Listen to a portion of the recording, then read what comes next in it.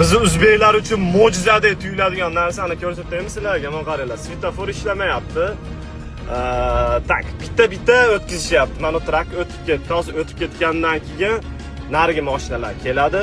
Bu yerdagilar kutib turadi. Bitta shoshilmasdan o'tkazishadi. Mana qaranglar. Ana bittasi o'tib ketdi. Endi mana o'tish kerak, itibet. Ana, ko'ryapsizlarmi? Biz uchun bu narsa mo'jiza.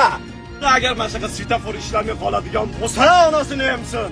Qayerga qarab ketyapsan? Linga qaramaysanmi o? Qara!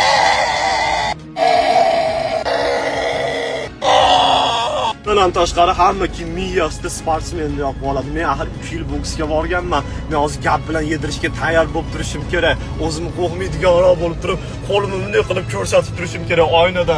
Meni bunday sportsmenligim bilinsin, kachoyligim, nidavolni qarasam mendan qo'rqsin, ko'zini olib qochsin deb. Nima qilyapsan, xara?